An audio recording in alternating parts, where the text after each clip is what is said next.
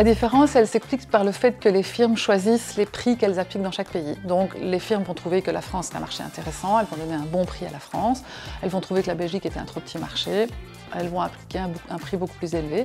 Ça peut faire des grosses différences. C'est vrai que le Dafalgan, par exemple, est beaucoup moins cher en France. En Belgique, on a des génériques qui sont pas chers, qui sont pas assez donnés par les pharmaciens. Donc ça, c'est un petit truc à avoir, c'est de penser à demander le générique. Et puis c'est vrai qu'en Hollande, on a des prix de manière générale beaucoup plus bas qu'en Belgique parce que c'est un gros marché de génériques et les firmes vont vraiment casser les prix.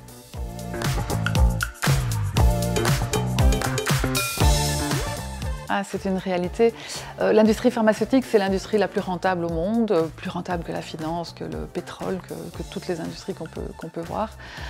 Et c'est surtout grâce aux médicaments remboursés, grâce à nos systèmes de sécurité sociale, qu'elles peuvent faire ces profits gigantesques.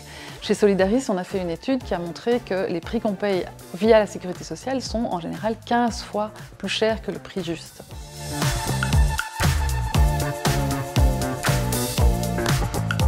Oui, malheureusement, c'est parce qu'on est dans un système de négociation. Donc on est dans un système où les firmes viennent avec une demande de prix, en général exorbitante. On est dans les centaines de milliers d'euros pour un traitement. Et les gouvernements essayent de négocier. Et c'est vraiment cette capacité-là qui leur fait défaut et qui fait qu'on arrive à des prix qui ne sont pas justes et qui ne sont pas acceptables. Mais le problème de ce système, c'est qu'il est beaucoup trop cher, que la sécurité sociale a des moyens qui sont limités. On dépense déjà plus de 5 milliards d'euros chaque année pour les médicaments. Et si on continue dans des prix comme ça, on n'arrive plus à payer les prix des nouveaux traitements. On a déjà dû, en 2015 par exemple, limiter l'accès aux médicaments pour l'hépatite C aux malades qui étaient les plus atteints parce que c'était trop cher.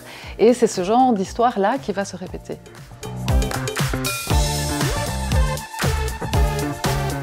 Alors c'est ce que l'industrie dit, que l'argent qu'on leur donne sert à financer la recherche. En réalité, quand on regarde dans les comptes, c'est pas tout à fait à ça que ça sert. Ça sert à enrichir les firmes, c'est-à-dire à faire des rachats d'actions, à acheter d'autres sociétés qui sont prometteuses à des prix absolument faramineux. Donc il y a une perte d'argent énorme dans le système. Et puis aussi, le fait de pouvoir faire baisser les prix partout, parce qu'on ne parle pas que de la Belgique, ça permettrait aussi d'augmenter l'accès dans les pays de l'Est, par exemple, dans les pays qui sont les moins riches. Et donc au total, pour les firmes, ça diminuerait peut-être pas tellement leurs ventes, mais il y aurait beaucoup plus de gens qui seraient traités.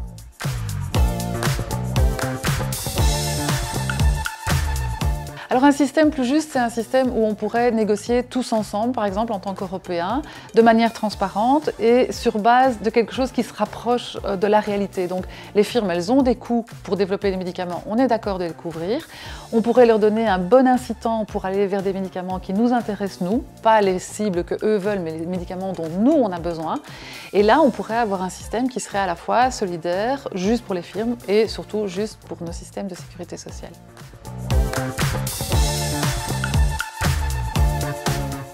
Mais ce qui bloque quelque part, c'est l'Europe. C'est le fait qu'en Europe, on a laissé la compétence de décider des prix dans chaque État et que donc chaque pays individuellement doit négocier.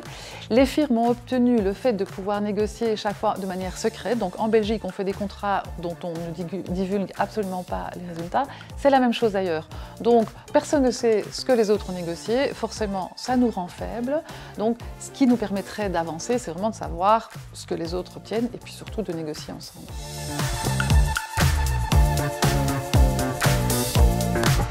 C'est tout à fait eux qui sont demandeurs.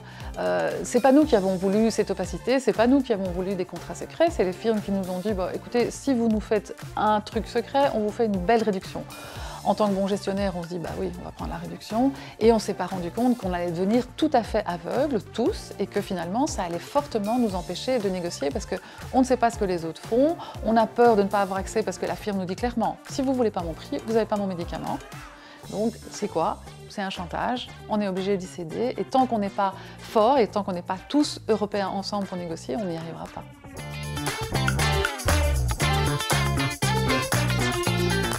Le rôle d'une mutualité, c'est justement de soutenir la voix de ses affiliés vis-à-vis du politique et de dire ce qu'on veut.